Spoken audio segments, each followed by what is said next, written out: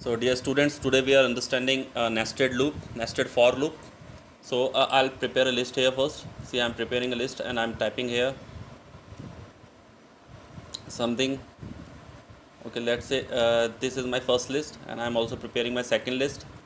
So within the second list also I will like to give something.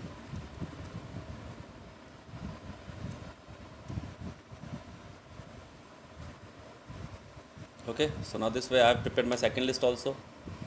Now I will write a coding. I'm using a for loop. So for I in A, for y in B.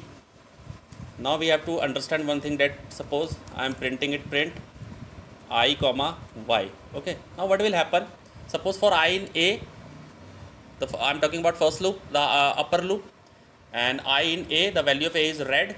Okay, and it will go inside. Then for y in B, the value of y will be now apple.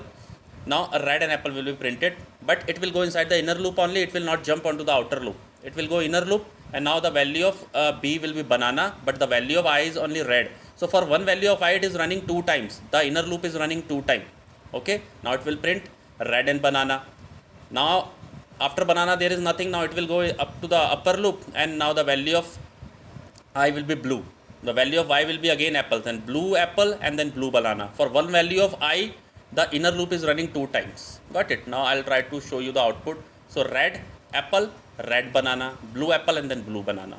So inner loop will not break until or unless the condition is false. Okay, the inner loop will run, and outer loop will break when it will hit the last number. So this way it works. Let us say I'll try to show you. Suppose what I'm doing, I am trying to print a table from 2 to 10. Okay, so for I'm just using my coding for I in range.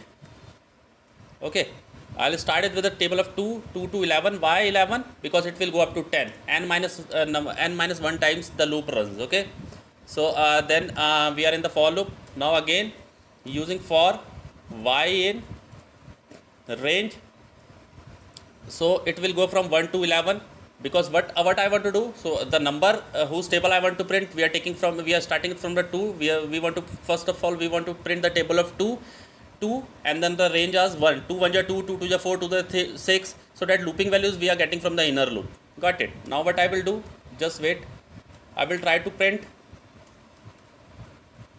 what I into y. Got it, students? Now this way. So for one value of I, the inner loop will run 10 times. Then again the value of I will become 3. Then the value of y will start from 1. So this way it will print the numbers from 2 to 10. Now see. The table of 2 is printed. Then the table of 3 is printed. Then table of 4 is printed. 5. It will go up to 10. So this way it works. So for one value of I, the loop will run 10 times. The inner loop actually will run 10 times. This way the nested loop works. Okay, so students, I also want to tell you that let us make any random program. So we are making a program of let's say what for the prime number. Let's check whether number is prime or not. So I'm taking a number here. Okay, so a number will be taken as an input. So it will be taken as an input from the user only. Okay, so I'm using here input function. So this way we will be able to take a number from the user. Now students, we have to take one variable, that is a is equals to 0. Now for I in range. Now what is the speciality of a prime numbers? Prime numbers are either divided by 1 or they are divided by themselves. Okay, so for let's say if I am taking a number 5, so it will run up to 5 num plus 1. 5 plus 1 6 times. Okay, so it will go up to 5. From 1 to 5 it will check. Okay, now so indentation starts and we are within the for loop only. Now here we are putting a condition, if num mod I is equals to 0. So mod means it gives us a remainder part only. Okay, so we are checking whether the remainder is coming 0 or not. If it is coming 0, then we are giving an increment to a, that is a plus 1. Got it? So now students, this way.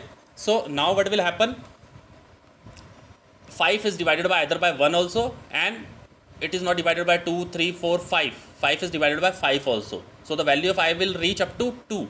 Means if there is any number, if it is a prime number, it will be divided by either by 1 or by themselves. Now the value of a will become 2 at every time when the number is prime. So here we are putting a condition if a is equals to 2. Got it?